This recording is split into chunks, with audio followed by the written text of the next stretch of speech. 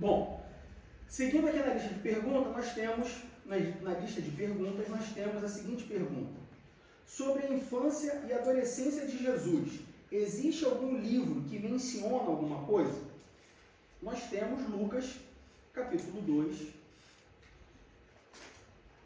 Evangelho de Lucas, capítulo 2, versículos 40, 46 e 47. Lucas, capítulo 2, versículos 40, 46 e 47. O versículo 40 diz assim: E o menino crescia e se fortalecia em espírito, cheio de sabedoria, e a graça de Deus estava sobre ele. E no 46 e 47 diz: E aconteceu que, passados 3 dias, o acharam no templo, assentado no meio dos doutores, ouvindo-os e interrogando-os. E todos os que o ouviam admiravam a sua inteligência e respostas. Então a gente vê que Jesus, quando era criança, ele era cheio do Espírito Santo, ele era sábio, a graça de Deus estava sobre ele. Não imaginaria coisa diferente para Jesus, apesar de ele ser homem, mas ele ainda era o Filho de Deus, ele ainda tinha sobre ele a graça de Deus. Então não me surpreende Jesus ser essa criança sábia e cheia do Espírito Santo.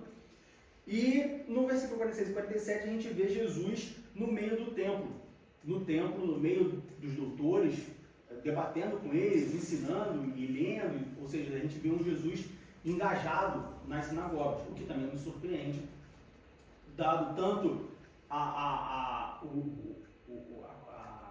religião do seu pai, tanto Maria quanto José, provavelmente ensinaram, a tradição dos judeus ensinar as crianças e tudo mais, e por de novo, Jesus, seu Filho de Deus. E aí a gente pode falar assim, mas é só isso que a Bíblia fala? A Bíblia fala outras coisas, como por exemplo, Marcos capítulo 6 e João capítulo 7. Mas antes da gente ler esses 2 versículos, é importante a gente lembrar que os evangelhos, eles não são livros bibliográficos. A gente às vezes tem a falsa ideia de que os evangelhos contam a história de Jesus. Eles não contam a história de Jesus. Eles anunciam o evangelho de Jesus. O compromisso de Mateus, Marcos, Lucas e João não é de contar como é que foi a história de Jesus, o que Jesus fez, o que Jesus não fez, cada passo da história de Jesus. Não é uma bibliografia escrita por 4 autores diferentes.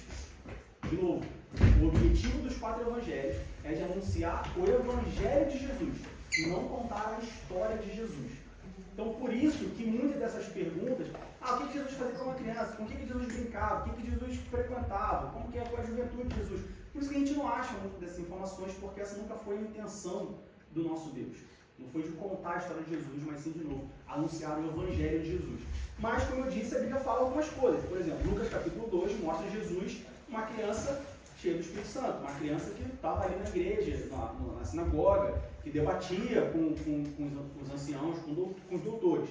Em Marcos, capítulo 6, versículo 3, diz, por exemplo, que Jesus aprendeu uma profissão.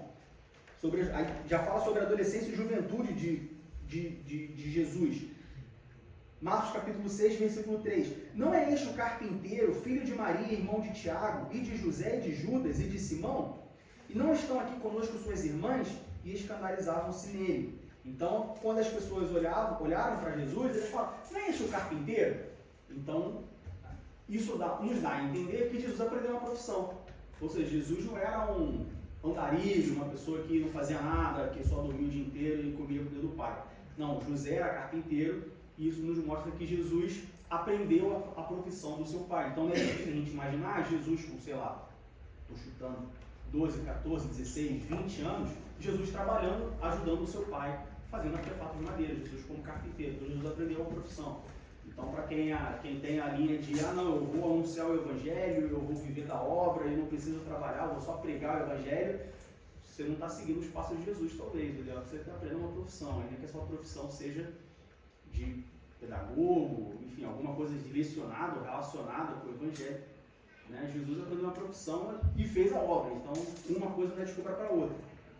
E ainda, em João capítulo 7, versículo 15, João capítulo 7, versículo 15, nós vemos o apóstolo João comentando sobre os costumes de Jesus, a situação de Jesus. João capítulo 7, versículo 15. E os judeus maravilhavam-se, dizendo: como sabe estas letras, não as tendo aprendido? Então aqui a gente vê os judeus se surpreendendo com o conhecimento de Jesus. Tudo indica que a condição social de Jesus, ou a condição financeira de Jesus, vamos colocar assim, principalmente social, não permitia que Jesus, ou não justificava Jesus ter o conhecimento que ele tinha. Isso nos mostra que Jesus foi uma criança, um adolescente, um jovem, de uma família normal, absolutamente comum. Jesus não teve privilégio, Jesus não era rico, Jesus não era importante, Jesus não era famoso. E nem eu já vi algumas pessoas falando que crente não pode morar no barraco porque Jesus morava de frente para a praia no Mar da Galileia. Não, isso não existe. Jesus não tinha uma mansão triplex com piscina de frente para o Mar da Galileia. Isso é uma falácia, isso é uma analogia falsa, né? Totalmente falsa, justificando uma doutrina totalmente errada e antibíblica. Jesus era uma pessoa comum, de uma família comum, tanto que os judeus se espantavam. Por que Jesus conhecia tanta coisa se ele não tinha essa base toda? Então Jesus não estudou os melhores colégios, ao contrário de Paulo, por exemplo. Jesus não teve essa formação toda, era uma pessoa comum, de uma família comum, classe, vamos dizer assim, não vou dizer nem baixa nem alta, classe média, normal, uma pessoa normal. Jesus teve uma infância, uma adolescência, uma juventude normal, uma criança normal que seguia os costumes da época, frequentava o que tinha que frequentar, ia onde tinha que ir, fazia o que tinha que fazer. Ok? Alguma pergunta sobre a infância e adolescência de Jesus? Não? Pois bem, próxima pergunta. Se o ato de conversar com os mortos não é correto e nem possível, segundo a Bíblia, como então foi possível que o espírito de Samuel retornasse para ditar uma profecia de morte para Saul em Samuel capítulo 28, do verso 14 ao verso 19? Então vamos rolar para Samuel, 1 Samuel capítulo 28. 1 Samuel capítulo 28, do verso 14 ao verso 19.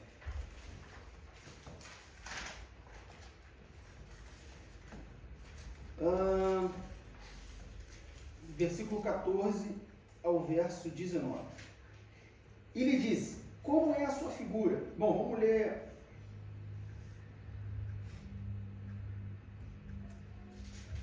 Vamos ler desde o versículo. Vamos ler do versículo 7 a 19 para os irmãos poderem entender a passagem completa. Então, 1 Samuel capítulo 28, do versículo 7 ao versículo 19.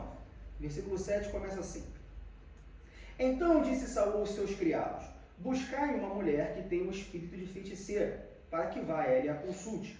E os seus criados lhe disseram: eis que em Endor há uma mulher que tem um espírito de adivinhar.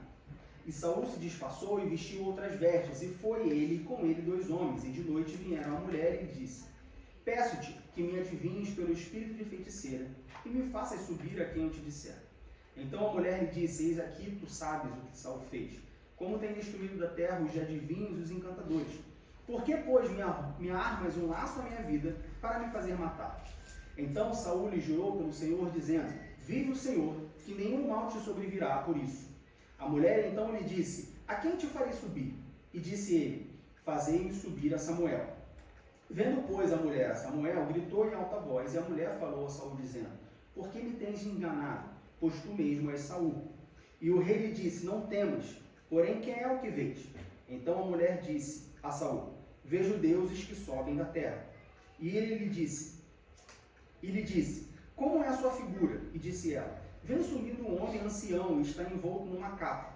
Entendendo Saul que era Samuel, inclinou-se com o rosto em terra e se prostrou. Samuel disse a Saul: por que me desinquietaste, fazendo-me subir? Então disse Saul: muito angustiado estou, porque os filisteus guerreiam contra mim. E Deus se tem desviado de mim e não me responde mais, nem pelo ministério dos profetas, nem por sonhos.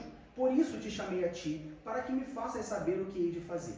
Então disse Samuel: por que, pois, a mim perguntas, visto que o Senhor te tem desamparado, e se tem feito o teu inimigo? Porque o Senhor tem feito para contigo, como pela minha boca te disse, e o Senhor tem rasgado o reino da tua mão, e o tem dado ao teu companheiro Davi. como tu não deste ouvidos à voz do Senhor, e não executaste o fervor da sua ira contra Amaleque. Por isso o Senhor te fez hoje isso. E o Senhor entregará também a Israel contigo na mão dos filisteus, e amanhã tu e teus filhos estareis comigo. E o arraial de Israel, o Senhor entregará na mão dos filisteus. Bom, a passagem que a gente leu é bem autoexplicativa. Saul está atormentado e ele vai atrás de uma feiticeira, atrás de uma adivinha, para que através dela ela possa invocar o espírito de Samuel, para Samuel falar com Saul, porque Deus não estava mais falando com Saul por nenhum meio. Deus tinha completamente ignorado Saul, já tinha rejeitado Saul. Antes da gente entrar nos pormenores, vamos abrir em Salmos, capítulo 42, versículo 7. Por que Salmos, Diego? Porque Salmos 42, versículo 7 é um exemplo claro da vida de Saul, infelizmente. Salmos 42, versículo 7. Um abismo chama outro abismo, ao ruído das tuas catadupas, todas as tuas ondas e vagas têm passado sobre mim. A vida de Saul é Salmos 42, versículo 7. É um abismo chamando outro abismo. Lembre-se que Saul, ele foi ungido rei, o primeiro rei de Israel, pelo próprio Deus. O povo lá era regido pelos juízes. E aí o povo chega para Samuel e fala só, Samuel, a gente não quer mais juízes. A gente agora quer um rei. As outras nações têm um rei, então a gente quer um rei também. E aí Samuel se entristece, a palavra de Deus diz, e Deus fala assim, não, só, não se preocupa, porque o problema deles não é com você, o problema deles é comigo. Mas eles querem um rei, então eu vou dar um rei para eles. E aí Deus vai e unge Samuel como rei. Então a gente vê que Samuel, ele era um homem de Deus. Saul, ele era um homem de Deus. Ele tinha o Espírito de Deus sobre ele para reinar sobre Israel, sobre o povo de Deus. Só que a sequência de erros de Saul faz com que um abismo chame outro abismo. A chegar ao ponto de um homem que ouvia do próprio Deus, ungido pelo próprio Deus, que ouvia as palavras de Deus, ir procurar uma feiticeira para buscar resposta, já que o próprio Deus que o ungiu não respondia mais. E aí, voltando aqui para a passagem de Samuel, capítulo 28, a gente tem que observar alguns pontos. Porque, como eu disse, quando a gente olha o contexto, a gente lê o texto, a gente fala assim, bom, de fato, a mulher foi ele. Chegou para a mulher, para a feiticeira invocou Samuel, e Samuel veio e ainda profetizou ainda. Porque, por exemplo, no versículo 15, diz, Samuel disse a Saul. No versículo 16, então disse Samuel. Então a Bíblia testifica que aquele realmente era Samuel. Bom, vamos lá. Primeira coisa, versículos 12, 13 e 14. A gente vê assim, vendo, pois, a mulher a Samuel, gritou em alta voz. No versículo 13, diz assim, e o rei lhe disse, não temas, porém, que é o que vês? E aí a mulher respondeu, vejo deuses que sobem da terra. E aí no versículo 14, e ele lhe disse, como é a sua figura? Ele disse, ela vem subindo um homem ancião e está envolto numa capa. Entendendo Saul que era Samuel, inclinou-se com o rosto em terra e se prostrou. Primeira coisa que a gente observa aqui é que nem a feiticeira sabe ou soube o que ela realmente viu. Ela viu um homem com uma capa, quando ela vê primeiro ela se assusta, e aí o Saul fala assim, não se assusta não. E aí, como é possível? Ela era uma feiticeira, ela estava acostumada com isso. E ela vê uma pessoa e se assusta, nem ela sabe o que ela viu. E aí, quando a gente continua lendo, no versículo 14, diz assim, entendendo Saul que era Samuel. Então não é que de fato era Samuel. Saul entendeu que era Samuel. Que é uma coisa muito fácil de acontecer, e acontece conosco. Como assim, Diego, acontece conosco? A gente vê espíritos e entende que alguém... Não, às vezes a gente entende uma situação completamente diferente do que ela realmente é. Quer ver uma coisa? Você está buscando uma resposta de Deus. Aí começou a chover e você fala, bom, essa resposta é para eu fazer. Às vezes só choveu. Fez um calor muito grande. Processo, né? Sobe um vapor, torna nuvem, condensa, toma chuva. Não é uma resposta. Mas você está tão ansioso por aquilo ali, você está tão na expectativa por aquela situação, que você acaba vendo coisas que não existem. Você acaba entendendo coisas que não são, como elas não são realmente. E aí, esse é o primeiro ponto. No versículo 12 diz, vendo, pois, a mulher a Samuel, gritou em alta voz. A mulher falou a Saul, dizendo, por que me tens enganado? Pois tu mesmo és Saul. A gente vê que O demônio que subiu aqui, não era Samuel, era um demônio. O demônio enganou até mesmo a feiticeira. Então, esse é o primeiro ponto. Segundo ponto, no versículo 15 diz assim: Samuel disse a Saul: por que me desinquietaste, fazendo-me subir? Ou seja, a gente vê um Samuel, entre aspas, inquieto, um Samuel insatisfeito, porque foi invocado. E aí a pergunta que fica é: como que um servo de Deus fica chateado, como que um servo de Deus fica insatisfeito porque foi chamado para entregar uma mensagem? Um profeta ser chamado para entregar uma mensagem. Como pode isso? Esse não é um comportamento que nós vimos na Bíblia. Ou esse não é um comportamento que cabe a um servo de Deus. Se você, vamos pensar, tirando do contexto bíblico, você tem um Senhor, o eterno exemplo entre Senhor e servo. Você tem um Senhor e tem um servo. Um Senhor chama o servo e fala assim: servo, pega um copo d'água para mim. O servo fala: mas espera aí, o que você está pedindo para pegar um copo d'água? Estava dormindo aqui, você está me chamando? Pede para outro. Não, ele vai prontamente atender o chamado do seu Senhor. Então, não poderia ser Samuel aqui, porque o Samuel aqui, esse Samuel, ele estava insatisfeito. Por que que tu me chamou? Por que que me incomodou? Isso não é um comportamento de um servo de Deus. Além disso, como nós olhamos, no versículo 15, diz: Samuel disse a Saul: por que me desinquietaste, fazendo-me subir? E em outro versículo diz também que subiu o Espírito. A Bíblia fala que quem está em cima e quem está embaixo. De acordo com a Bíblia, o que está em cima e o que está embaixo? O inferno embaixo e o paraíso em cima. O céu em cima, o inferno embaixo. Se o Espírito subiu, ele não veio de cima, ele veio de baixo. É claro isso, né? Fala.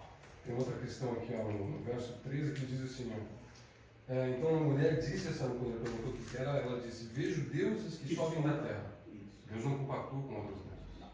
Isso já mata aí. Já mata aí. No plural do Deus já. E outra coisa, os espíritas, né, as pessoas que é médium, eles não entram em contato literalmente com os mortos, mas com os espíritos malignos. E a gente sabe que, por exemplo, eu conheço muita gente que é espírito, e aí diz: fulano foi lá para falar com a avó dele. E o espírito faz até a mesma voz. Entende? Só que não é a pessoa, é o demônio. Entende? Uma vez que morreu, agora é só o julgamento. Só o julgamento, entendeu? Não tem volta, ninguém tem contato com os mortos. Só quando Jesus voltar, que diz que os mortos ressuscitarão, e aí naquele grande dia do julgamento, todos serão julgados iguais, né? Exatamente. Diego, mas no versículo 15, no versículo 16, como você mesmo leu, diz: Samuel disse no versículo 15, ou no 16, então disse Samuel. Então a Bíblia está errada? Então o escritor aqui de 1 Samuel, ele escreveu errado. O que aconteceu aqui? Por que diz? Porque na Bíblia diz: Samuel disse. Isso é uma técnica literária, de você se colocar na posição da pessoa que está falando. Então o fato de estar escrito Samuel disse, então disse Samuel, não significa que a pessoa ou o espírito que foi invocado era de fato Samuel. Isso é uma técnica literária para você se colocar o leitor na posição de quem está falando, você entender de quem é o diálogo. Aqui a gente podia facilmente trocar: e o espírito disse a Saul, ou então disse o espírito a Saul. Tá? Mais ainda, no versículo 19, diz assim, é a profecia que Samuel que o Espírito faz, né? E o Senhor entregará também a Israel contigo na mão dos filisteus, e amanhã tu e teus filhos estareis comigo, e o arraial de Israel o Senhor entregará na mão dos filisteus. Samuel, vamos dizer assim, esse espírito de Samuel faz uma profecia de morte para Samuel e para Saul e para os filhos de Saul, que é uma profecia que não se cumpriu. Primeiro, porque Saul não foi morto pelos filisteus, Saul se suicida. E segundo, que lá em 2 Samuel, no capítulo 2, versículo 8, de 8 a 10, a gente vê que nem todos os filhos de Saul morreram, tinha filho de Saul vivo ainda. Só Jonathan. Então, a profecia foi uma profecia errada, não foi uma profecia, foi uma profetada. Aí você fala assim: mas quando a gente olha no versículo 18, diz: como tu não deste ouvir a voz do Senhor e não executaste o fervor da sua ira contra Amaleque, por isso o Senhor te fez hoje isso. Hoje, versículo 17, porque o Senhor tem feito para contigo como pela minha boca te disse, e o Senhor tem rasgado o reino da tua mão e tem dado ao teu companheiro Davi. Como então que o Espírito sabia disso tudo? Ué, isso é a coisa mais fácil do mundo. Satanás, ele sabe tudo do passado. Ele não sabe o futuro. E Samuel já tinha falado com Saul sobre Davi. Já tinha falado? O demônio aqui não precisa nem ter escutado Samuel, só ele ter visto. Ele viu Samuel ir lá, ungir Davi, ele viu Saul perseguir Davi, ele viu Davi fugir de Saul. Então, tudo isso é público. Ele próprio era inspirado pelo espírito mal? Pois é. Vez outra possuído. Então, nada mais correto, nada mais compreensível o demônio saber tudo que já tinha se passado. E aquela hora que ele fala no versículo anterior lá que você e teus filhos serão mortos pelos filisteus, né? E aí Jonatas foi morto por próprio Saul, porque ele era companheiro de Davi, que estava contra o próprio pai. Pois é. E aí Saul mata o próprio, então quer dizer, os filisteus... A profecia aqui foi totalmente toda furada. Falou ao vento. Então, assim, fica bem claro, eu diria, que não é Samuel. Por fim, quando a gente pode ler Isaías capítulo 8, versículo 19, e a gente vai encontrar pelo menos mais 3 referências sobre isso. Isaías capítulo 8, versículo 19, diz assim: quando vos disserem, consultai os que têm espíritos familiares e os adivinhos, que chilreiam e murmuram entre dentes, não recorrerá um povo ao seu Deus? A favor dos vivos, interrogar-se-ão aos mortos? E Deuteronômio capítulo 18, do verso 10 ao verso 12, nós também vemos Deus falando sobre isso. Deuteronômio capítulo 18, do 10 ao 12 diz: entre ti se não achará quem faça passar pelo fogo o seu filho ou a sua filha, nem adivinhador, nem prognosticador, nem agoureiro, nem feiticeiro, nem encantador de encantamentos, nem quem consulte um espírito adivinhante, nem mágico, nem quem consulte os mortos. Pois todo aquele que faz tal coisa é abominação ao Senhor, e por estas abominações do Senhor teu Deus as lançará fora de diante de ti. Deus jamais vai legitimar uma prática que ele foi contra. Independente, aqui a gente sai do contexto de espírito de adivinhador. Deus jamais legitimará uma coisa que ele é contra, ou que ele já falou contra. O que isso quer dizer? Isso quer dizer que Deus jamais ele vai utilizar uma brecha, ou ele vai utilizar um recurso que ele reprovou anteriormente. Porque Deus não muda. Deus não tem exceções. Deus não é parcial. Deus não é situacional. Dependendo da situação, ele faz ou ele não faz. Não. Se Deus falou que é errado. Sempre foi errado. Já começou errado e vai terminar errado. Não há algo na Bíblia que Deus falou que era errado e depois de um tempo ele falou assim, bom, veja bem, eu pensei, eu reconsiderei e agora não é mais errado, agora é certo. Agora você pode fazer. Ou alguma coisa que Deus falou que era errado e falou assim, ó, isso aqui é errado para vocês fazerem. Mas se eu quiser fazer, aí tudo bem, aí eu posso. Não, Deus não é autoritário nesse ponto. Deus não compartilha desse autoritarismo e dessa relativização como nós humanos fazemos. Às vezes a gente fala assim, isso, mesmo lá em casa, volta e meia, eu falo, o que o senhor faz e eu não posso fazer? Porque eu sou pai e você é filho. Então, eu posso fazer, você não pode fazer. Às vezes a gente tem esses comportamentos como humanos. A gente relativiza muitas coisas. Deus não relativiza. Deus é absoluto. Se é errado, sempre vai ser errado. Então, não poderia de forma nenhuma aqui ser Samuel. Alguma pergunta sobre isso? Posso passar para a próxima? Posso para a próxima? Ok. Bom, próxima pergunta. Acaso os porcos que foram encarnados pelos demônios sob a permissão de Jesus, em Mateus capítulo 8, versículo 28, tinham a ver com o fato de que aos judeus não era permitido comerem carne de porco? E por que Jesus permitiu que entrassem nos porcos em vez de bani-los? Então vamos lá para Mateus capítulo 8, versículo 28. A famosa passagem do endemoniado de Gadara. Os endemoniados gadarenos. Mateus, capítulo 8, verso 28. Do 28 ao 34. E tendo chegado à outra margem, a província dos gadarenos, saíram-lhe ao encontro dois endemoniados, vindos dos sepulcros. Tão ferozes eram que ninguém podia passar por aquele caminho. E eis que clamaram, dizendo: que temos nós contigo, Jesus, Filho de Deus? Vieste aqui atormentar-nos antes do tempo? E andava pastando diante deles uma manada de muitos porcos. E os demônios rogaram-lhe, dizendo: se nos expulsas, permite-nos que entremos naquela manada de porcos. E ele lhes disse: ide. E saindo eles, se introduziram na manada dos porcos. E eis que toda aquela manada de porcos se precipitou no mar por um despenhadeiro e morreram nas águas.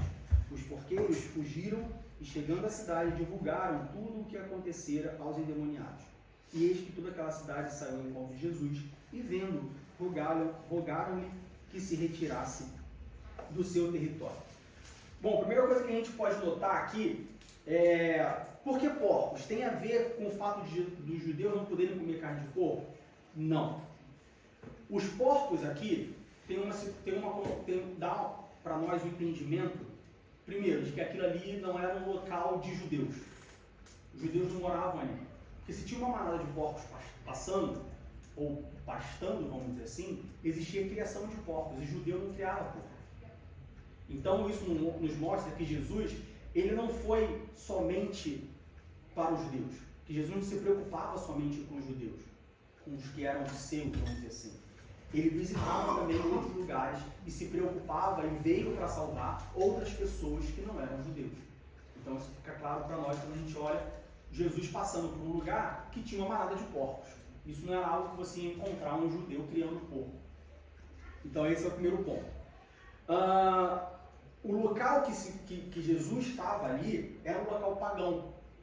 Era um local que tinha essa carga espiritual, essa carga negativa.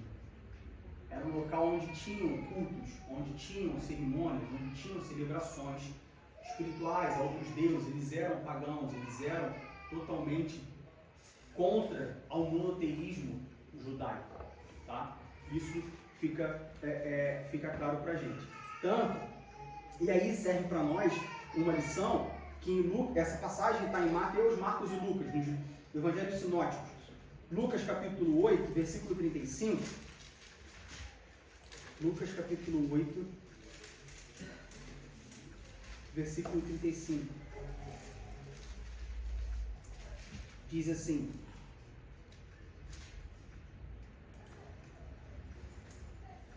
e saíram a ver o que tinha acontecido e vieram ter com Jesus. Acharam então o homem de quem havia saído os demônios vestido em seu juízo, assentado aos pés de Jesus, e temeram.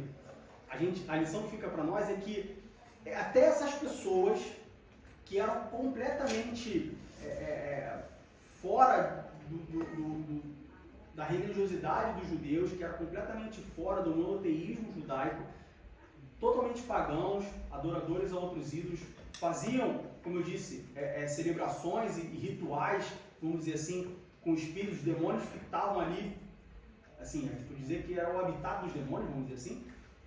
Até essas pessoas reconheceram o senhorio de Jesus. Até essas pessoas, elas se curvaram a Jesus. Tanto que, ainda em Lucas, em Marcos capítulo 5, versículo 7,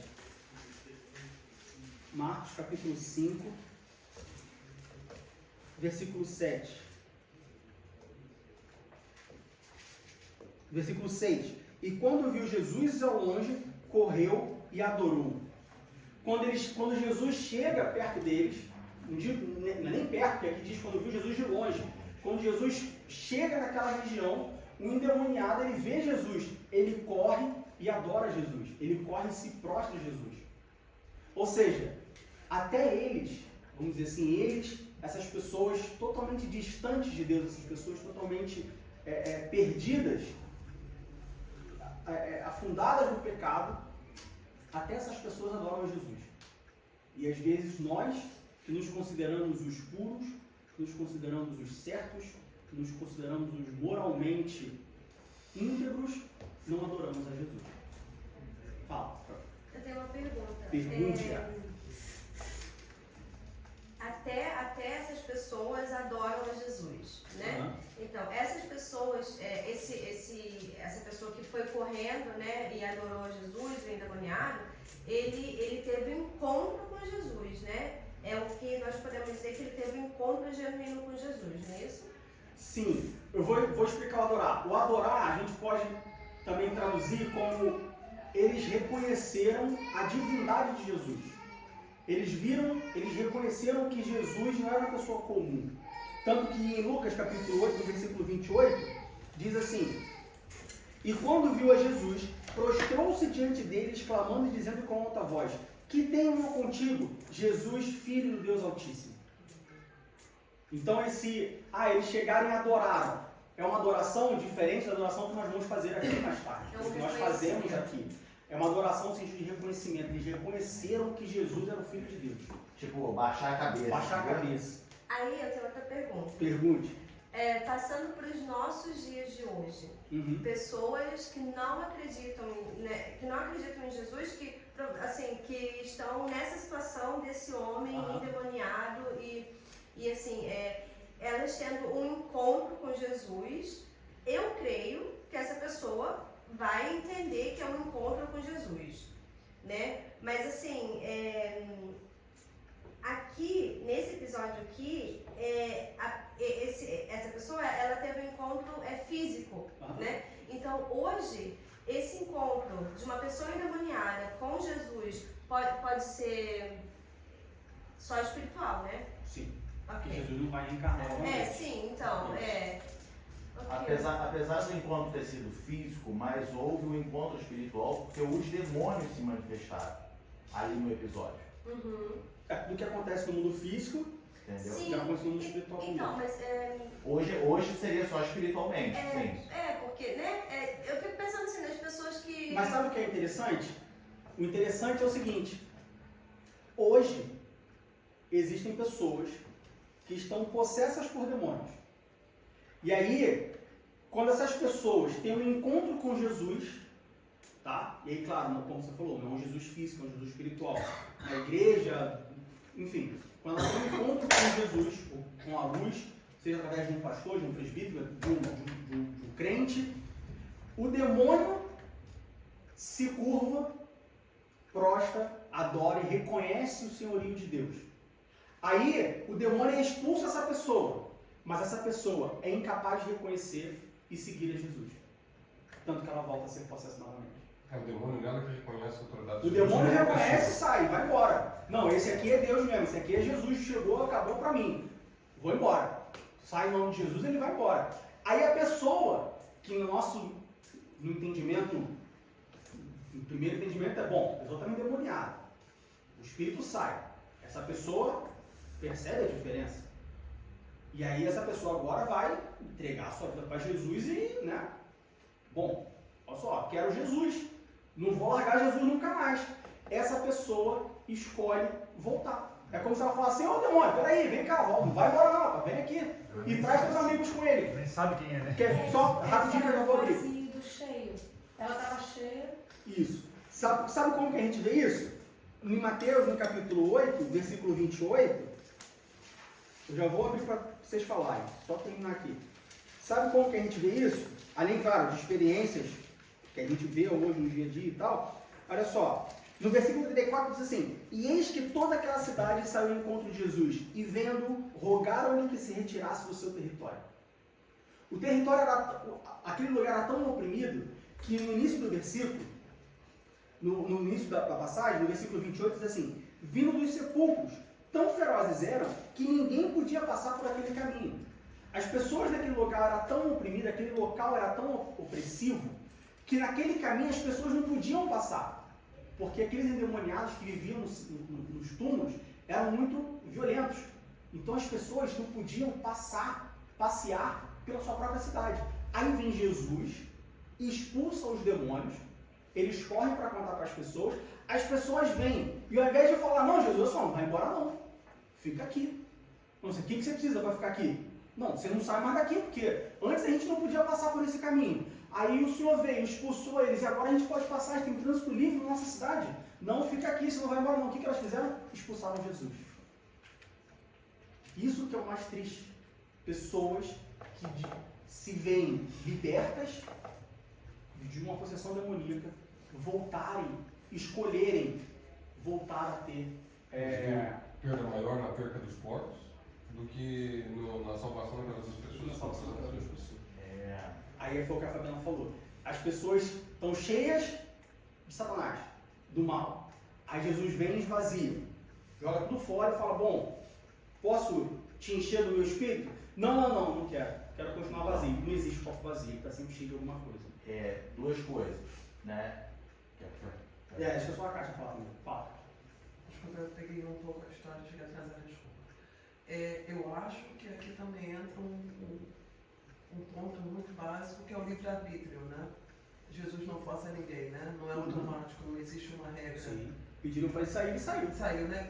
E outra coisa que me vem à cabeça agora, que eu achei muito bonito, mesmo assim nós não devemos desistir, porque tem Maria Madalena que passou pela mesma coisa. Tem sempre aquilo, mesmo que aconteça isso, devemos continuar pregando, devemos fazendo. Pode acontecer, ao contrário, mas há sempre o alívio, à medida que a pessoa quiser. Sem dúvida. Duas coisas. A primeira, baseada com o que a irmã Francine falou, né? Hoje o encontro com Jesus. A gente aprende que quando a presença de Jesus chega no local, o mal tem que sair, né? Então, se nós somos cheios hoje de Cristo através do Espírito Santo, ou deveríamos ser, né? Como a Bíblia nos ensina a ser cheio do Espírito Santo, quando você chega em um lugar cheio do Espírito Santo, o mal tem que sair. Se ele não sair, ele vai se manifestar. Se ele se manifestar, ele vai se curvar. Porque o que está contigo é a presença de Deus. Entende? Então essa é a primeira coisa. A segunda coisa que a gente aprende é o seguinte. O prefeito Diego, ele deixou claro, né, de que, olha, às vezes a pessoa é liberta do demônio, mas volta a ter uma vida. Por isso que nós aprendemos que quando você está diante de uma situação de um endemoniado, manifestou o demônio na pessoa, você clamou o sangue de Jesus ali e pelo nome de Jesus você expulsou aqueles demônios. A nossa obrigação é evangelizar aquela pessoa. Entende? Porque eu já vi situações de pessoas acharem de que pelo fato veio aqui à frente, digamos que eu chamei aqui uma pessoa aqui à frente, recebeu oração, o demônio manifestou, expulsamos o demônio, e aí eu automaticamente eu falo assim, expulsou o demônio, então a pessoa está ciente que ela vai seguir a Jesus. Não. O copo está vazio, tem que encher de alguma coisa. O meu dever é agora falar assim, você conhece Jesus Cristo? Porque agora ela está vazia. Então, o nosso dever como cristãos é o quê? Você se deparou com uma situação em que um endemoniado foi liberto, o seu dever é chegar e falar, você conhece Jesus Cristo? Porque agora não é o que está nele, é ele que está ali sozinho. Exatamente. A pessoa física está ali sozinha. Então você chega e fala, você conhece Jesus Cristo? Jesus morreu na cruz para te salvar. Ele tem a salvação para você. Que foi o que Jesus falou para esse homem de Gadara. Que o que o homem de Gadara falou para Jesus? Posso entrar no barco e ir com o senhor? Ele falou, não. Vai e conta o que aconteceu com você. Ou seja, a gente pode pegar essas pequenas palavras de Jesus e entender que assim Jesus fala assim, olha, agora tu sabe quem te libertou. Vai e anuncia. Vai e anuncia. Entende? Então, quando a gente se deparar com essa situação, estamos cheios do Espírito Santo, o mal ele vai se manifestar.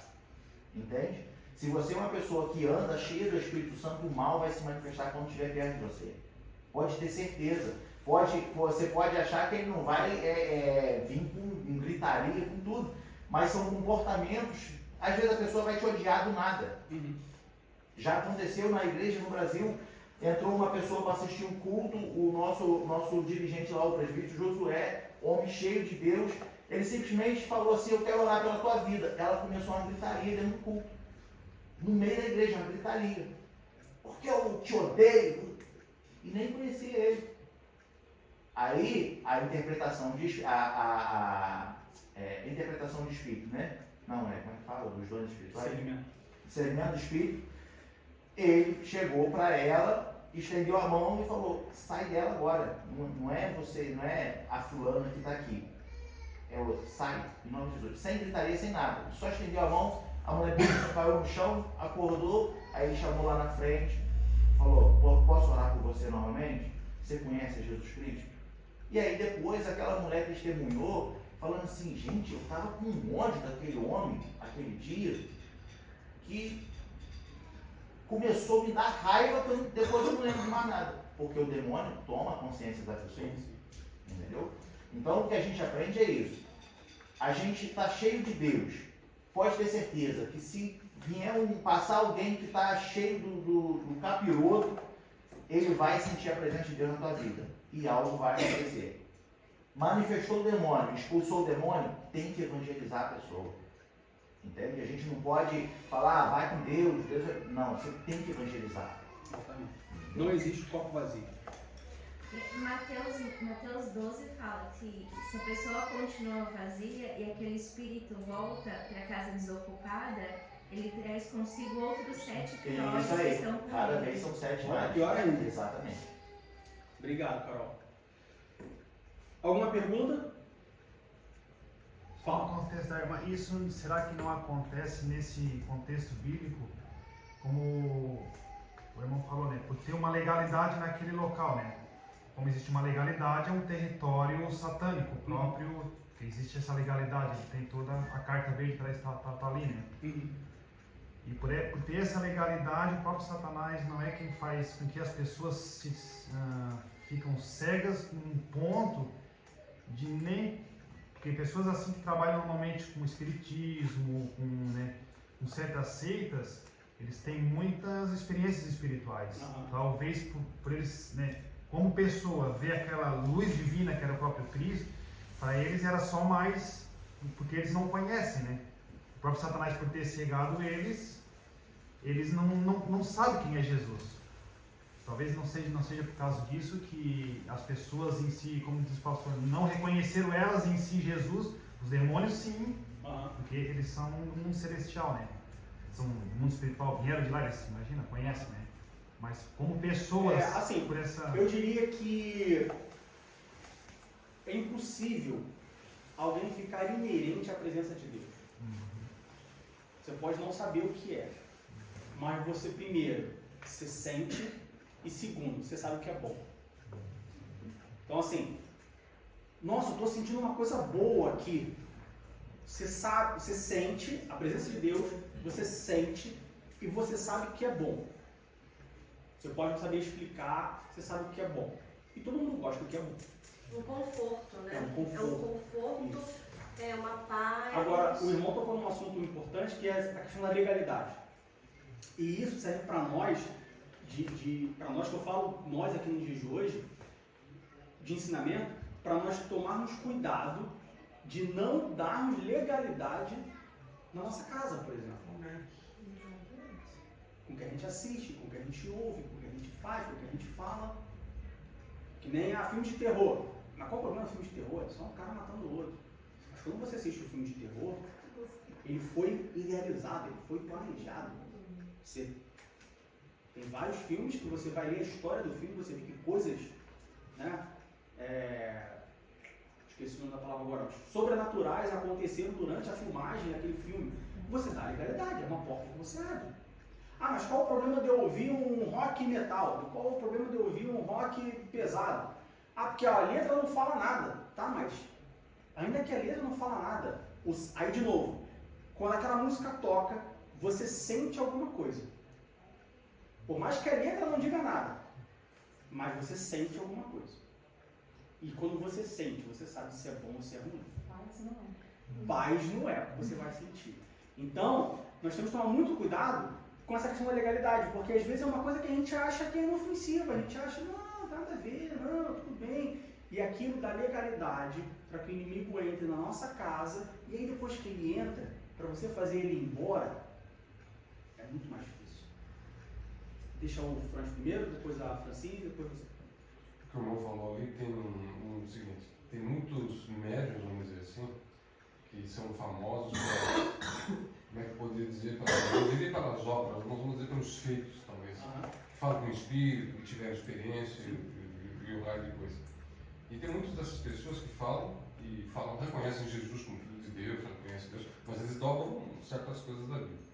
Mas eles falam, reconhecem, pelo menos nas palavras deles, não, Jesus realmente é Filho de Deus, eu reconheço Jesus como meu Salvador, mas o Espiritismo é uma parte de mim, como, enfim, eu não tenho profundamente nisso. O que me parece que certas pessoas, elas creem tão profundamente nisso, que os demônios que nelas operam, através dessas obras, eles não se manifestem nelas de formas ruins, mas eles, como é que eu poderia dizer, eles se transvestem de uma coisa boa, fazem parecer, eu estou arrumando aqui, estou ajudando aquela pessoa ali, a pessoa pensa, você não é uma boa para Deus, o kardecismo é exatamente isso. Mas é através do mão do demônio. Você vai conversar com o kardecista, você fala assim, mas peraí, essa pessoa, o que essa pessoa faz de errado? A pessoa pergunta, já comecei com ele e fala, mas o que eu faço de errado? Eu ajudo os pobres, eu sou amoroso, eu faço tudo de bem, não arranjo problema com ninguém. É isso. Os demônios, eles. Porque o Satanás, ele nunca se apresenta. O pastor não falou isso na semana passada. Ele nunca vai se apresentar com um chifre, vermelhão, que gosta de curvar, tridente, um rabo com uma seta. Não, isso aí é cultura popular. O Satanás não é assim. Pelo contrário, ele é um espírito de luz. Totalmente ao contrário. Só complementando o que o Franz disse, né? Não estou roubando uma vez de ninguém não. O demônio sabe tanto a Bíblia que quando Jesus foi tentado no deserto, ele citou Salmo 91. Citou o texto bíblico. Entendeu? Então, eu tenho pessoas na família que são espíritas e elas lêem a Bíblia. Sabe mais do que eu, entendeu? Mais do que a gente. Então, você estava debatendo o que o irmão estava falando. Não é porque a pessoa é espírita e tudo, que às vezes ela vai falar assim, eu odeio Deus. Não. Essa pessoa da família, ela fala assim, não, acredito em Jesus. Portanto, ela vem falando, vai com Deus, Deus te abençoe, não sei o que. E é maconheira. Voltando naquela coisa do que assiste e tudo mais, eu acredito que hoje está muito sutil o que aparece na televisão, quais são as músicas, principalmente quando a gente acha que o negócio é muito bobinho, igual coisas de crianças, por exemplo, né? Porque eu percebi que na Netflix, por exemplo, há uns anos atrás tinham coisas que eram para 6 anos e agora está para 12. Não, tipo assim, coisas de 6 anos que era de 6 anos mesmo, né? Hoje em dia, não, coisa de 12 anos era para 6. E eu olhando, né, com o João também, e até o João mesmo falou assim, nossa, mas isso aqui não pode assistir não, isso aqui não é pra criança. Ele falando. Então, assim, a gente não deve só olhar para essa coisa, é terror, é muito sexual, é muito isso aqui. A gente deve olhar para tudo. Tudo que a gente vê e observa. Tem dentro da nossa casa que entra, né, na nossa casa, que é do mundo, televisão, Netflix, essas coisas, né? Que não seja exatamente aqui pautado na Bíblia, até as coisas que aparecem na televisão, que são pautadas na Bíblia. Já tem que tomar cuidado. A gente tem que ter um negócio assim. Ele fala assim, não, mas a novela é bíblica. Não. A novela tem um título bíblico, mas ela tem um enredo que não é bíblico. Porque precisa juntar uma coisa com a outra, a Bíblia não conta tudo. Tem que ter antaninha. Eu descobri esses dias que tem um desenho que o Daniel vê que aqui a faixa etária dele é de 6 anos, no Brasil é para 10. Entendeu? Então ainda tem essa diferença. Eu ia falar sobre isso, porque assim, quando eu era pequena, um filme de terror era o Jason, que matava as pessoas com uma serra elétrica. E era assustador. Hoje em dia os filmes de terror envolvem espíritos e tudo mais. É muito mais pesado. Muito mais pesado. E também os desenhos infantis, porque quando você vai assistir os desenhos hoje, Satanás está investindo com tudo nas crianças, entendeu? Se os pais não ficarem atentos, os desenhos hoje em dia, às vezes que é um desenho que você já está acostumado a ver, do nada, num episódio aparece uma coisa totalmente fora, entendeu? Seja com homossexualismo, seja com questão de espíritos e demônios. Esses dias lançou um desenho que está fazendo sucesso, que a menina é filha de Satanás com um humano, entendeu? A menina é filha de Satanás com um humano. E é um desenho. E ela é uma garota normal, mas ela é filha de Satanás, ela tem poderes, tá entendendo? Então tem coisas assim que às vezes você acha que não é nada, mas se você sentar e parar para assistir a história, antigamente, hoje, eu não sei se quando eu era pequena eu era inocente demais, mas tipo, hoje quando eu assisto eu falo, meu Deus, isso é pesado demais para criança. O próprio Halloween, como está crescendo, que você vê como as pessoas acham, e as pessoas estão achando tudo isso normal. Você enfeitar, comprar uma fantasia pro filho de morte, de vestir de bruxa, e é bonitinho, sabe? Bonitinho, e os nossos filhos estão lá aprendendo tudo isso, entendeu? Então, assim, hoje em dia está muito mais carregado, a gente precisa ficar muito mais atento com o que tem dentro de casa também, entendeu? Mais alguma pergunta sobre isso? Só para encerrar, irmão, te contar um testemunho bem rapidinho, que já tem fora essas legalidades que a gente tem que cuidar, né, tem as próprias investidas de Satanás, né. Acho que faz umas 2 semanas eu estava em casa e eu estava no quarto, estava repartindo lá para montar um estúdiozinho lá para fazer os meus barulhos ali com a guitarra. E estava a Vitória, minha pequenininha, né? A gente entende que eu já tive algumas experiências pessoal, assim, espiritual. E ela estava ali comigo, estava brincando, mas isso já veio próprio dela, né? E ela estava ali, daqui a pouco ela olhou para mim assim, pai, a casa está estranha. Eu disse, a casa está estranha. Tá tudo normal, eu continuei, né? Aí ela voltou a falar, pai, a casa está estranha. Eu digo, aí já me chamou a atenção, né? Eu digo, Senhor, o que está acontecendo? Mostra. Né? Mas para mim, eu não estava sentindo. E ela começou a sentir a casa estranha. Aí daqui a pouco ela saiu, foi no corredor da minha casa, ela disse, pai, o meu brinquedo estava aqui, o bicho veio, pegou meu brinquedo e tirou daqui. Ela não é de falar isso, irmão. Ela nunca falou isso. A Vitória, pela primeira vez, ela me comenta sobre isso. Bicho, Vitória, que bicho? Elas tinham um bicho transparente, veio, pegou meu brinquedo e saiu daqui. Aí parei com tudo, ele foi orar, imagina, né? Então, fora a legalidade, tem que cuidar sim, realmente, porque fora a legalidade que a gente tem que evitar a sedade, já tem a própria investida, né, de Satanás. Então, já é natural dele, já. Ele já é próprio natural dele, né? Mas Deus, pela misericórdia dele, acaba nos... Sempre que nós livrando, voltarmos para ele vai trazer o socorro. A parte que a Fran falou, né, da novelas cristãs, né, filme cristão, tudo, a gente tem que ter o cuidado, né, por causa de uma coisa chamada licença poética dentro do filme ou da novela. E quando existe a licença poética, isso permite num estúdio, numa produção, que eles complementem aquilo da forma que eles acharem que deve ser. E aí é que muita gente cai, entende? Se você não está seguindo, vou assistir um filme bíblico. Se você não conhece realmente a história, vai ter coisas ali que tu vai engolir e vai falar, caramba, foi assim, eu nunca prestei atenção. Vai achar que a Bíblia diz o que exatamente, entendeu? Então essa é a primeira coisa que eu ia falar, a tal da licença poética, né, a liberdade poética permite que eles alterem ali, implementem coisas que não existem. E a segunda coisa para a gente encerrar, tu vai encerrar esse ponto agora, né, do Gadareno. A segunda coisa também é o seguinte, que eu queria complementar. Como o presbítero Diego disse, Gadara não fazia parte, né, era uma cidade que não fazia parte do costume judeu, né, não tinha a política dos judeus e o costume, o temor à lei. E eles prestavam mais serviços ao Império Romano, entende?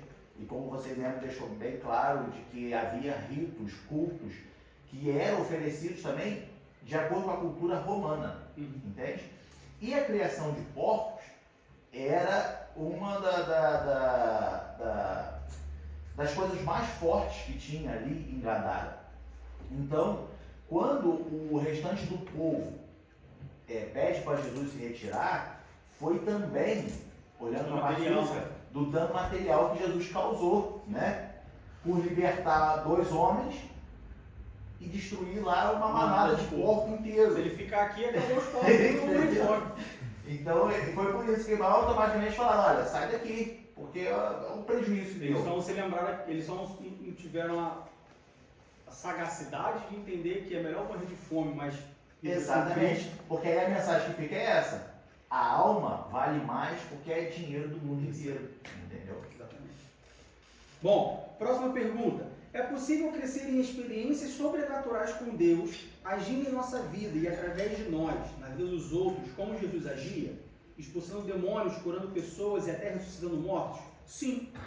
Marcos capítulo 16, mas tem um porém, né? Sempre tem um porém. Tudo na Bíblia tem um porém. Tudo tem um porém. Marcos capítulo 16, versos 17 e 18.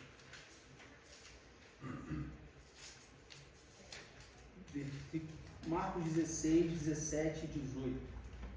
Quem crer e for batizado será salvo, mas quem não crer será condenado. E estes sinais seguirão aos que creem.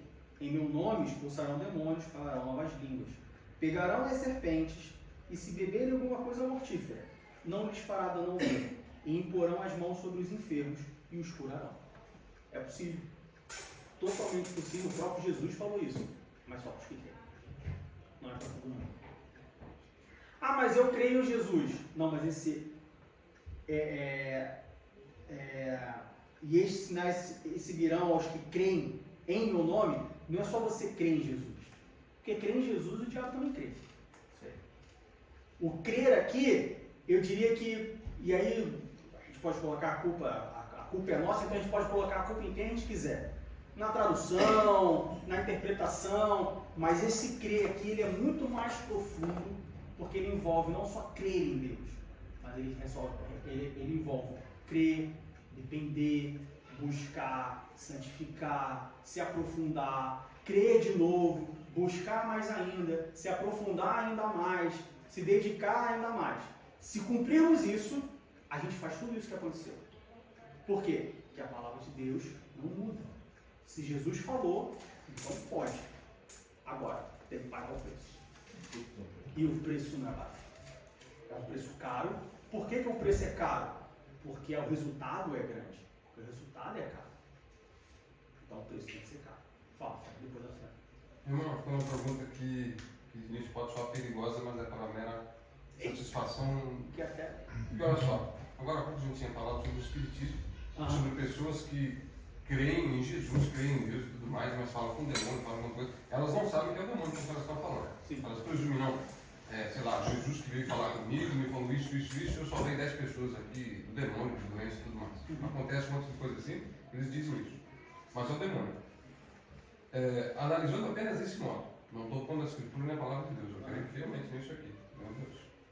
Mas diz o seguinte: quem crer e for batizado será salvo, quem não crer será condenado. E esses sinais seguirão aos que crerem. Em meu nome expulsarão os demônios, falarão novas línguas, pegarão as serpentes, se beberem alguma coisa mortífera não lhes fará dano algum, e porão as mãos sobre os enfermos e os curarão. Quer dizer, são habilidades sobrenaturais que uma pessoa normal nunca vai conseguir fazer, não tem como. Da mesma forma, esses espíritas praticam certas atividades, ou melhor, não praticam, eles manifestam certas habilidades como essas. Mas não no mesmo grau. Vamos dizer assim. Um exemplo, uma comparação. Um demônio pode curar temporariamente. Deus, ele cura para sempre. Ah, então você está dizendo que se Deus me curar uma dor de cabeça, eu nunca mais vou ter uma dor de cabeça na vida? Não, estou falando isso. Estou falando que o demônio, ele faz parecer como? Ele é paliativo. Ele alivia. Ele é paliativo. Ele alivia.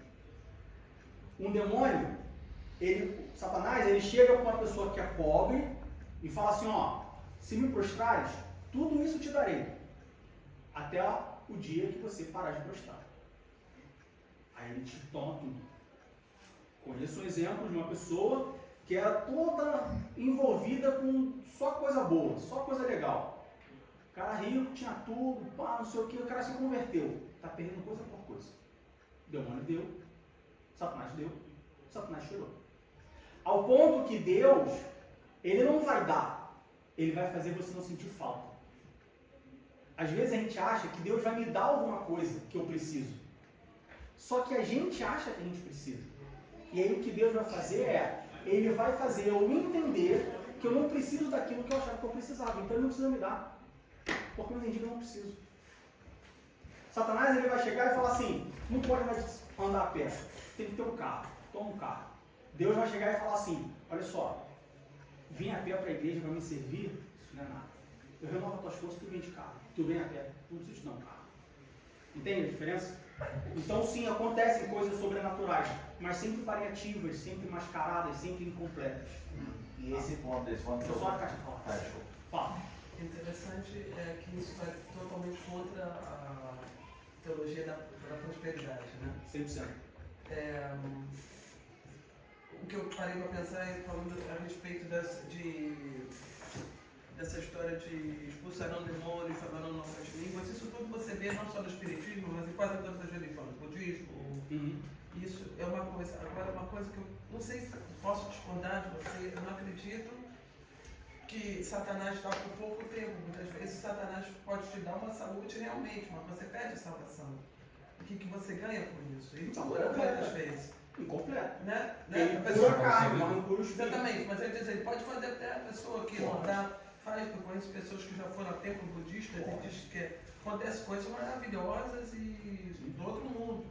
Mas você ganha a salvação em Cristo, você tem a tua paz, você tem o intercessor que é Jesus Cristo. Tanto que às vezes tem uma pessoa enferma e você vai e ora para Deus curar. E fala assim, ele não curou. Se eu tivesse trago um pai de santo, tinha curado. Tinha curado tipo o inferno. Deus veio e curou a alma. Morreu, mas foi pro céu. Esse ponto é muito interessante, que é como a Anastasia também disse, né? Só que a gente tem que entender que Satanás ele não tem nada para dar.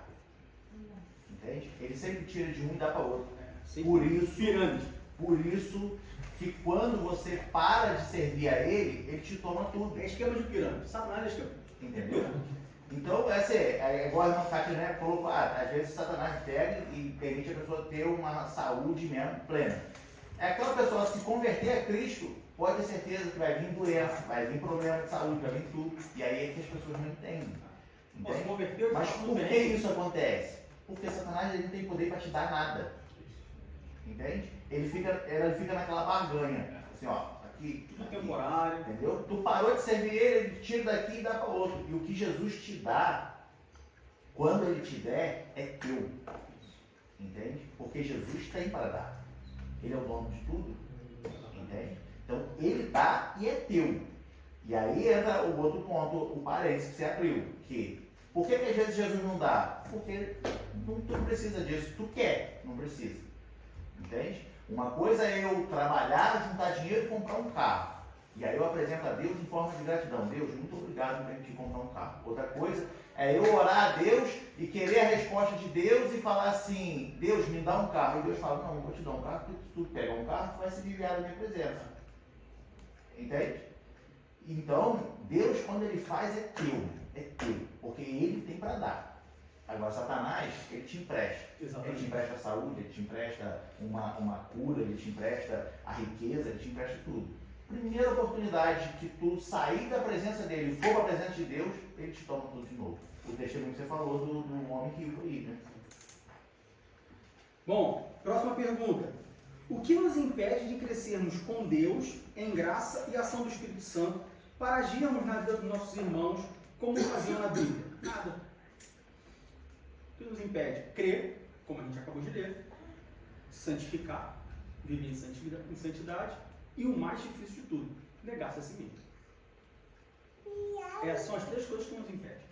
Crer, santificar e o negar a si mesmo. Crer, eu diria que é fácil. Viver em santidade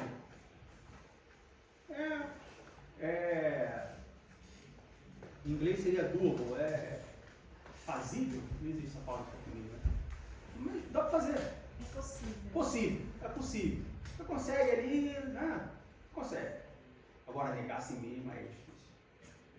Aí, para mim, pessoalmente, é o mais difícil. Esse é o mais doído. Mas se nós fizermos essas três coisas, a gente faz exatamente tudo. Tudo que Jesus fez, tudo que os discípulos fizeram, tudo que Paulo viveu. Agora, como eu disse, Paulo viveu. Aí inclui o que o Paulo fez e inclui o que Paulo sofreu. O problema é que a gente quer só fazer o que as pessoas fizeram, mas não quer passar os que as pessoas passaram. A gente quer fazer as coisas, mas não quer pagar o preço. Aí não dá, porque aí fica fácil demais, né, pessoal? Fran e depois Kátia.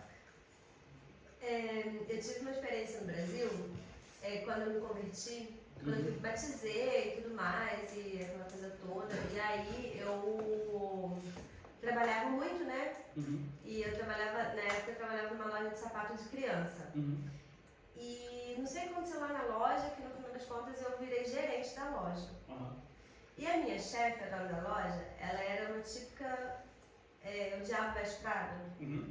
Só que ela tinha carteirinha de membro da igreja evangélica. E quando eu fui fazer a entrevista com ela, aquele batom vermelho, aquela mulher loura, extremamente maquiada, eu olhei pra cara dela. A primeira coisa que ela falou pra mim, olha só, pra você trabalhar na loja você vai ter que se maquiar, tá?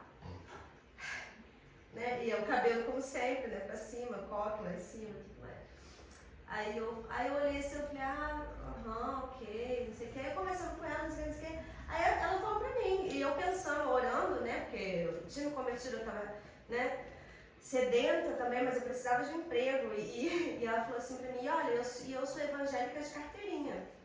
Literalmente. Ela falou, aí eu, tá bom, beleza. Aí tá, comecei a trabalhar, fiquei lá como gerente. E só que aí eu conversei com ela sobre os horários. Olha só, eu tenho igreja terça, quinta, domingo. E o shopping eu trabalho no shopping, né? Então o shopping de domingo a domingo. Aí ela falou, não, beleza, tá. Aí no final das contas, eu me tornei gerente lá na loja e eu não tinha tempo nem para tomar banho, na verdade. Porque eu ia para a loja de manhã cedo, arrumava a vitrine e só saía da loja meia-noite. Então, assim, foi muito pesado. E aí eu comecei a perceber que ela estava querendo me comprar. E eu estava vendo aquela mulher como um demônio mesmo na minha vida. E aí eu lembro que foi um dia de... foi verão, né? E o João já estava fazendo aniversário. Eu não ia passar aniversário do meu filho com ele. Minha irmã foi na minha casa, porque eu tinha que trabalhar. Foi na minha casa, em Cabo Frio, minha irmã mora em Búzios, em Cabo Frio. Pegou o João, levou pra casa dela pra fazer festinha. E eu ia trabalhar. E nisso que eles foram, eu orei. E eu orava muito. E eu orei, me prostrei assim, no chão da minha sala e chorei. E Deus falou assim, pede demissão. E era verão, né? Alta temporada. Aí eu falei, tá bom, senhor, então eu vou pedir demissão amanhã. Hoje eu vou trabalhar, né? Porque, né? Posso pedir demissão. Pede demissão agora. Não vou pedir demissão. Pedi demissão pelo WhatsApp. A mulher me xingou de tudo quanto é nome, né? Mas ela me xingou, fiquei desempregada. E eu falei, e agora? Eu tenho que pagar aluguel, tenho que fazer um monte de coisa, tenho que pagar um monte de conta, criança, tudo. Mas aí, um dia eu fui lá pra Búzios, minha irmã pegou um ônibus, eu peguei o outro. Cheguei quase junto. Aí tá, eu passei um perrengue. Só que esse perrengue que eu passei desempregada, não nos faltou nada. Absolutamente nada. Se Deus falou, faz porque Ele vai sustentar. E assim, e não faltou nada. Muito interessante, assim, muito, sei lá, muito maluco, né? Você perde emprego, tipo, você se homem maluco, demite. pra Deus faz sentido. Coisa de Deus é loucura nos olhos dos homens. Bom, próxima e última pergunta. Para sermos cheios do Espírito Santo, é preciso que andemos como andavam os apóstolos? Como andarilhos, tendo se desfeito de seus bens materiais? A resposta é sim e não. Sim, para sermos cheios do Espírito Santo e fazer o que eles faziam, devemos andar como eles andavam. A gente acabou de falar sobre isso. E a resposta é não, quando entra no assunto andar como andarilhos, tendo se desfeito de seus bens materiais. Paulo não era andarilho. Paulo tinha uma profissão, construtor de tendas. Então, assim, a gente não precisa ser pobre, andarilho, totalmente João Batista, andar no deserto comendo mel e gafanhoto. Você não precisa fazer isso. Mas por que normalmente... Aí você fala assim, poxa, mas nunca vi um homem rico cheio do Espírito de Deus. Nunca vi um rico ressuscitar alguém ou curar alguém. Aí entra 1 Timóteo capítulo 6, versículo 10. Porque o amor do dinheiro é a raiz de toda espécie de males. E nessa cobiça, alguns se desviaram da fé e se trespassaram a si mesmos a si mesmos com muitas dores. Então não é que você precisa andar como um andarilho para ser cheio do Espírito Santo. Mas é que normalmente, quem não tem nada vai perder o quê? Né? Então, normalmente, você vê as pessoas mais pobres ser mais cheias do Espírito Santo porque essas pessoas já não têm nada, elas já estão completamente, como a Francine acabou de dizer, na dependência de Deus. Ao ponto que a pessoa que já é rica, a probabilidade, não estou falando que todo rico ama o dinheiro acima de Deus, mas a probabilidade dele colocar o dinheiro acima de Deus é maior. E aí, quando você coloca alguma coisa acima de Deus, Deus ele fica de lado e fala, bom, então tá, segue aí. E o fato também de você ter os bens, mas não ter o coração naquilo, Pois preso é. naquilo. Pois é. Então, tem que andar como os discípulos? Sim. Faz o que eles faziam, passa o que eles passavam, você vai chegar ao mesmo resultado. Como andarilho, necessariamente? Não. Paulo trabalhava noite e dia e ainda anunciava o Evangelho. Pois é. E O problema é que a gente quer trabalhar e ficar com preguiça. É. A gente quer trabalhar e ficar com preguiça no seu evangelho, aí não tem como. Agora, se eu trabalhar e não sou evangélico, vai ser igual. É importante deixar esse ponto de que eles andavam de um lado para o outro porque eles começaram a instituir as igrejas. Pois é. Também não tinha locomoção no trem, carro, ônibus, como a gente tem hoje em dia. Então, assim, não tinha igreja. Hoje, nós já temos toda a estrutura pronta, porque eles deixaram pronto para nós. Hoje, se eu vejo um crente andarilho, eu já desconfio, porque é um crente desigrejado. Sem igreja não tem raiz. Não pode. Fala, Kátia. Andarilho em que sentido? De igreja, porque existem várias igrejas, existe, por exemplo, eu fui ao Brasil, eu estive na Sociedade Rasa, né? Aqui a Assembleia de Deus do Ministério tal. Eu falei, mas por que a igreja tem ministério? Por que se divide tanto? Isso é meio complicado. Eu não entendo, não, eu não entendi, mas tudo bem. Eu acho que o bonito disso é você não estar apegado às coisas. Eu acho bonito aquela do nordestino, né? Minha mala é o saco, meu cadeado é o nó, você está preparado para qualquer momento, quando Deus fala, eu quero que você me sirva, vá para Hamburgo ou vá para não sei onde, Turquia. Quero sair do Rio de Janeiro, 40 graus, vai para a Alemanha, em Berlim, passar frio. Não, mas também aqui é menos tiroteio, né? Não, mas Haiti também, a gente vai também. Eu acho isso eu acho muito importante isso no Evangelho. Agora, uma coisa eu não entendo. Eu acho interessante, por exemplo, os testemunhos de Jeová, que eu já conheço algumas pessoas, eles trabalham o mínimo possível para poder pregar o Evangelho, né? Eu conheço quase ninguém que trabalhe mais do que... Eles trabalham o mínimo, que seriam 20 horas, seriam 3 vezes por semana, ou trabalham só 4 horas para poder estar na rua pregando, né? Isso a gente vê pouco com as outras denominações, né? Ora, coloca diante de Deus, se Deus fala uma só, trabalha Não, isso. estou falando de... Não, sim, eu tô falando assim, de forma geral, eu acho bonito eles fazerem isso. É louvável. Então você ora para Deus e fala, Deus, olha só, eu quero trabalhar só 20 horas, porque as outras 20 horas eu quero me dedicar à tua obra. E tenho certeza que Deus vai cumprir. A parte do andarilho, né, igual a Kátia botou, é importante a gente entender o seguinte, uma coisa é a gente estar na dispensação de Deus, e a gente está no Brasil, Deus mandou ir para a Alemanha e nós vamos. Só que o andarilho, nesse sentido que eu entendo, é você não ter um pastor, não ter, por exemplo, eu posso ser itinerante, é você não ter uma igreja. Então, por exemplo, hoje eu sou pastor aqui da igreja de Berlim, e aí eu tenho meus pastores superiores. E aí eles falam assim, Vanô, agora o irmão precisa ir para a África, porque agora a gente precisa trabalhar na África e o irmão é o mais indicado para ir. Aí eu estou na dispensação de Deus, eu pego e vou, mas eu estou ligado a uma igreja. É andarilho, mas não é itinerante. Exatamente, entendeu? Então isso é interessante saber, porque senão a pessoa acha que, tipo assim, não, eu não preciso ter pastor, não preciso ter nada, porque eu estou pregando a palavra. Aí já sai da Bíblia, porque a Bíblia manda você ter isso, né? Então é importante a gente entender essa parte. Mas, peraí, não tem aquela passagem de Jesus que falou, teve um homem, ontem eu li isso, é um homem que estava falando assim para Jesus, quem é esse cara que está pregando, a gente não conhece ele, a gente proibiu ele de pregar, e Jesus falou, deixa que pregue. Tem uma passagem dessa, acho, no Evangelho. Um que não era do grupo estava pregando sobre Jesus. Estava falando o nome dele, não É. era judeu. Aí ele falou, não tem, entendeu? Ele deixa, enquanto ele falou, deixa ele pregar. Sim, então, mas aí é que a gente tem que entender que, vamos entender agora a exegese da história, né?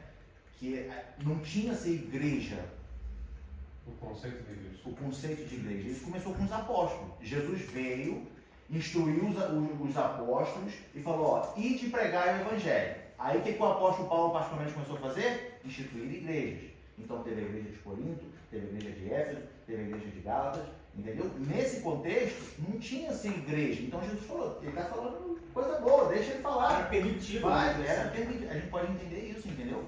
Então, Não só permitido, como exatamente. incentivado. Né? Isso, exatamente. Então, depois que Jesus sobe aos céus e ali agora é dada a missão para os discípulos ir pregar o evangelho, então Pedro começou a tomar conta de uma igreja, João começou a tomar conta de outra igreja, e assim foram instituídas as igrejas, né?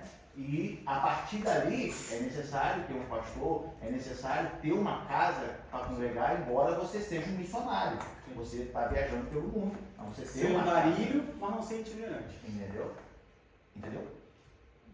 Mais ou menos? É. Não, eu só disse porque eu ouvi uma história, eu estava no Rio, e eu vi a história de uma senhora que prega dentro dos hospitais lá, 14 Fontes, né, do Rio. E ela falou que tinha uma mulher muçulmana, e ela pregou, e ela falou, vai, aceita. E a moça realmente aceitou a Jesus, e ela falou, eu não posso, porque todo mundo sabe que para muçulmanos você está morto, né? Sim. Tua família está morta, o teu pai está morto, se um se converte. E ela escreveu, eu não posso, mas depois ela escreveu para ela por WhatsApp, dizendo, eu reconheço que Jesus Cristo é o Senhor e Salvador. Eu tenho quase a convicção que essa senhora vai no meio dela, vai tentar pregar como pode, porque ela não pode, em maneira nenhuma, se juntar a igreja nenhuma. Sim. Mas em certos lugares só pode ser missionário assim. Sim. Mas ela teve um princípio. E aí pode ter certeza que, qualquer dúvida, ela vai entrar em contato com essa mulher que evangelizou ela. E essa Entendeu? mulher que evangelizou tem um pastor. Tem um com pastor. certeza. Com certeza. Então, a Ela muçulmana, pinga aqui, pinga ali. Pinga Entendeu? na Assembleia de Deus, a pinga na muçulmana, Zelândia. ela não vai ter referência nenhuma física lá. Mas pode ter certeza que qualquer problema que ela tiver, ela vai entrar em contato com a missionária. Então, ou seja, ela está ligada a alguém, ela não está sozinha. Ah, sim, agora eu entendi o teu. Entendeu? Bom, antes da gente terminar, já são 11h26, eu quero fazer um adendo de uma pergunta na semana passada que foi sobre voto e campanha. E aí quem estava aqui na escola dominical e depois do curso falou assim, bem, tá acontecendo uma coisa errada aí, porque o Diego falou que não pode fazer voto. Que voto não é bíblico e tal. Mas aí logo depois durante o culto, o pastor Evandro falou para a gente fazer um propósito pelo um local maior, mas pode, não pode, qual a diferença de voto e propósito? Bom, vamos lá.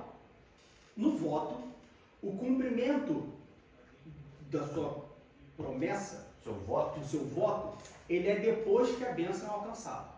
Então eu vou fazer um voto com Deus, que enquanto Deus não me der, que depois que Deus me der o carro, um carro, eu vou usar esse carro para passar na casa de todos os irmãos e trazer para a igreja todo mundo que não tem carro. São votos. É igual Ana, né? Voto de É como Ana. Ana. Ana fez um voto. Deus, se o Senhor me der um filho, o meu filho eu vou entregar na tua casa. O que é um propósito? O propósito é o contrário. O propósito é quando você faz alguma coisa antes da bênção ser alcançada. O voto nós temos no Antigo Testamento. Não temos nenhuma referência no Novo. O propósito nós temos referência no Novo Testamento. Abra em Atos capítulo 12, versículo 5. Atos capítulo 12, versículo 5. Diz assim: Pedro, pois, era guardado na prisão, mas a igreja fazia contínua oração por ele e a Deus. O que nós entendemos aqui? Que a igreja estava em um propósito de oração pela vida de Pedro, que estava na prisão. De novo, Pedro, pois, era guardado na prisão, ou seja, Pedro estava preso, mas a igreja fazia contínua oração por ele a Deus. Então nós vemos que a igreja orava, normal, Pedro foi preso. A igreja vai e faz um propósito de oração específico pela vida de Pedro na prisão. Vamos ver outro exemplo? Atos capítulo 13, do versículo 1 ao versículo 3. Atos capítulo 13, do 1 ao 3. Na igreja que estava em Antioquia, havia alguns profetas e doutores, a saber, Barnabé e Simeão, chamado Níger, e Lúcio, Cirineu, e Manaém, que fora criado com Herodes, o tetrarca, e Saulo. E servindo eles ao Senhor, e jejuando, disse o Espírito Santo, apartai-me a Barnabé e a Saulo, para a obra a que os tenho chamado. Então, jejuando e orando, e pondo sobre ele as mãos, os despediram. Aqui a gente vê de novo, você tinha os profetas e doutores, né? Barnabé, Simeão, Lúcio, Manaém e Saulo. Eles oravam e jejuavam, tanto que o Espírito Santo falou com eles. O Espírito Santo só fala com quem ora. Quem não ora, o Espírito Santo não fala. Se o Espírito Santo falou com eles, apartai-me a mim, Barnabé e Saulo, para a obra que eu tenho chamado, então porque eles tinham o costume de orar. E aí o Espírito Santo fala com eles, ó, Barnabé e Saulo, viagem missionária. Aí o que eles fazem? No versículo 3, então, jejuando e orando, e pondo sobre eles mãos. Então aqui nós entendemos que eles estavam orando, o Espírito Santo falou com eles, eles fizeram um propósito de jejum e oração para confirmar a mensagem do Espírito Santo, para confirmar o que o Espírito Santo tinha falado. Depois que foi confirmado, impuseram as mãos e Barnabé e Saulo na sua primeira viagem missionária.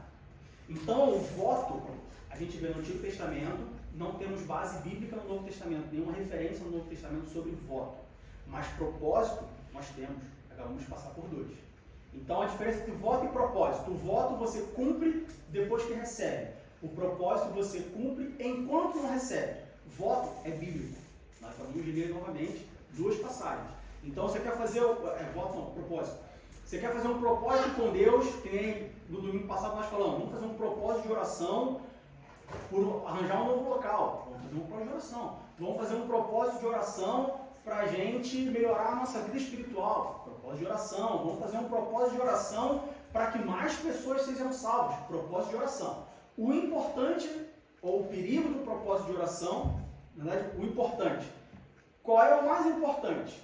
É você não viver de propósito em propósito. Porque aqui, nesses dois exemplos que nós lemos, a igreja e depois os profetas e doutores, eles tinham uma vida de oração. O propósito ele é um extra. O propósito é um além. Eu faço jejum toda semana. Vou fazer um jejum com o propósito disso. Então você faz o seu jejum dia da semana. Eu jejum toda terça-feira, normal, como continuidade, como uma coisa perene na minha vida. Eu jejum porque necessidade, jejum, né? necessidade. Eu oro porque eu oro, eu jejum porque eu jejum, porque eu tenho que fazer, não é porque eu quero ou porque tem uma coisa especial, não. Mas aí, além do jejum que eu já faço, além da oração que eu já faço, eu vou entrar num propósito de jejum, de oração, ou só de jejum. Bom, só de jejum é difícil, normalmente jejum e oração está junto, né?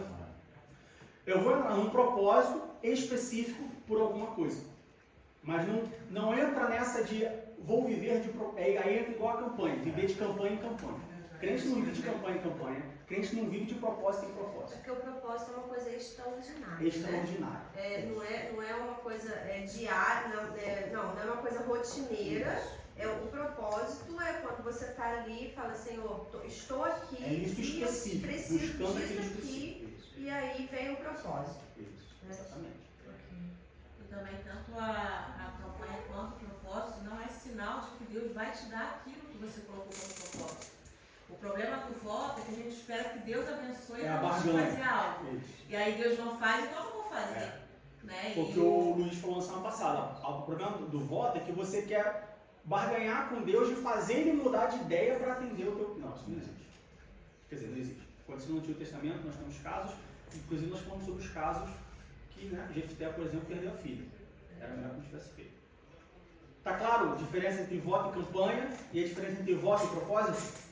Então, menos voto, campanha quando a gente precisar, e voto, e propósito, aí deixa Deus te usar e faz propósito para todo mundo que você queira, desde que ele seja o além.